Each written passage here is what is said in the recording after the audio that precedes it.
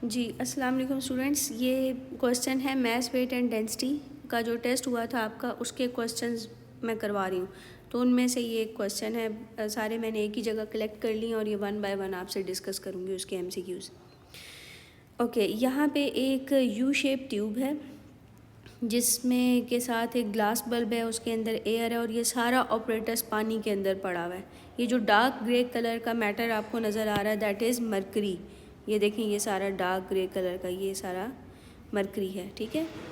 और यहाँ पे हमने जैसे ओ लेवल में पढ़ा था कि लेवल डिफ़ाइन करते हैं इस तरह के क्वेश्चंस के लिए।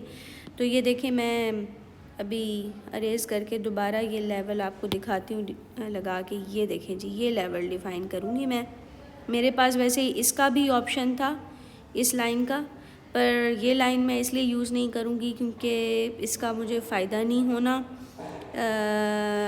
क्योंकि देखें आंसर में मरकरी की भी, ये देखें सारे आंसर्स में मरकरी की डेंसिटी यूज़ हुई हुई है। तो अगर मैं यहाँ पर लेवल डिफ़ाइन करूँगी तो मरकरी का जो कॉलम है, ये वाला जो मरकरी कॉलम है, मैं इसको किसी और कलर से, ये देखें ये वाला जो मरकरी कॉलम है ये इंक्लूड नहीं हो सकेगा, ठीक है, अगर मैंने ऊपर वाला लेवल डिफ़ाइन किया। और उसका एक और नुकसान होगा कि उस पे फ़ायदा भी नहीं होना हमारा वो वाला लेवल डिफ़ाइन करने का, क्योंकि देखें ना, अगर मैं ये लेवल डिफ़ाइन करवा लूँ, मैं कहूँ कि जी यहाँ पे प्रेशर, तो इस पॉइंट पे तो प्रेशर मैयर होना करना बहुत मुश्किल है, क्योंकि ये दो मीडियम अलग अलग होने चाहिए ना, यानी जैसे मरकरी और वाटर का इंटरफेस होना चाहिए था। यहाँ पे दो मीडियम्स मिल रहे हों, वहाँ पर प्रेशर एग्जर्ट होता है ना कि जी एक मीडियम जो है वो दूसरे मीडियम पे प्रेशर एग्जर्ट कर रहा है, यानी वाटर मरकरी पे कर रहा है या एयर जो है वो कर रही है वाटर पे या मरकरी पे। तो ये तो सारा वाटर ही है। तो इस पॉइंट पर प्रेशर को फाइंड आउट करना that will be I think meaningless. तो ये वाला जो लेवल डिफ़ाइन करना जो है ना, ये गलत होगा। ये तो डिसाइड हो गया कि हमने ये लेवल डिफ़ाइन कर लिया, ये रेड और ब्लैक लाइन से मैंने आपके सामने लगाई। अब राइट हैंड साइड पे जहाँ पे आपका ग्लास बल्ब है, राइट हैंड साइड पे अगर देखा जाए तो मैंने लिखा है कि एयर प्रेशर एग्जर्ट कर रही है जी। यहाँ पर ये देखें, इस पॉइंट पे एयर प्रेशर एग्जर्ट कर रही है और उसके बाद फिर ये इतना सा मरकरी कॉलम है, ये देखें, ये आपके सामने ये वाला मरकरी कॉलम है। तो इस पॉइंट पे यहाँ पे जी मरकरी भी प्रेशर एग्जर्ट कर रहा है, ठीक है। और आप सोचेंगे अगर कि यहाँ ऊपर फिर पानी भी प्रेशर एग्जर्ट कर रहा है, फिर उसके ऊपर एयर भी प्रेशर एग्जर्ट कर रही है, तो ये बात गलत है। उसकी ये वजह है कि देखें, इस जार के अंदर एयर जो है वो एनक्लोज्ड है, तो वो सब चीज़ें नो डाउट जार के ऊपर प्रेशर एग्जर्ट करें, और जार एक सॉलिड मटेरियल है, ठीक है, तो वो आगे प्रेशर को एयर पे ट्रांसफ़र नहीं होने देगा। इसलिए राइट हैंड साइड पे मैं सिर्फ इन दो लोगों का प्रेशर लिखूंगी, पानी का प्रेशर और फिर एयर का प्रेशर नहीं लिखूंगी, क्योंकि एयर जो है वो उस ग्लास जार में एनक्लोज्ड है।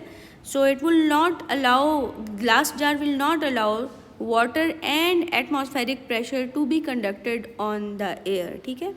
तो ये चीज़ फाइनल होगी हमारी। और अगर मैं लेफ़्ट हैंड साइड पे देखूं तो आप देख सकते हैं कि जी यहाँ पर भी दो लोग प्रेशर एग्जर्ट कर रहे हैं, एक एटमॉस्फेरिक प्रेशर है और फिर उसके बाद ये पानी का प्रेशर है। ये देखें, ये सारा पानी का प्रेशर इसके ऊपर यहाँ पे एग्जर्ट हो रहा है। तो टोटल प्रेशर ये देखें, वाटर प्रेशर मैंने लिखा है प्लस पी लिखा है जो कि एटमॉस्फेरिक प्रेशर है, वो आपको यहाँ से मैं ये रेज करती हूँ। ये देखें जी, नज़र आ रहा होगा कि दिस इज़ एटमॉस्फेरिक प्रेशर। तो इक्वेशन बन गई। मैं यहाँ पे इक्वेशन लिखती हूँ कि एयर का pressure plus pressure due to mercury column on the right hand side is equal to atmospheric pressure plus pressure due to water, that is pressure due to water, ऐसे लिखेंगे, ठीक है। अब हमने क्या निकालना है, प्रेशर ऑफ एयर निकालना है। तो प्रेशर ऑफ एयर को इधर रहने देंगे, बाकी सारी चीज़ों को दूसरी साइड पर ले जाएंगे। ये जी मैं दूसरी साइड पर ले जाती हूँ प्रेशर ड्यू टू मरकरी को।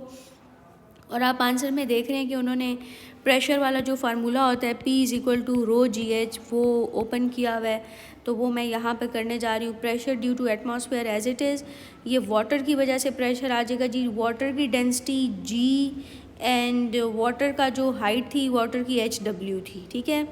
माइनस इसी तरह प्रेशर ड्यू टू मरकरी क्या है g, density of mercury G and mercury column की जो हाइट थी वो थी HM, ठीक है।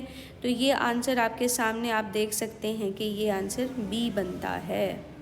क्लियर है जी। मेरा ख़्याल है कि आपको ये सारी समझ आ चुकी होगी। Take care.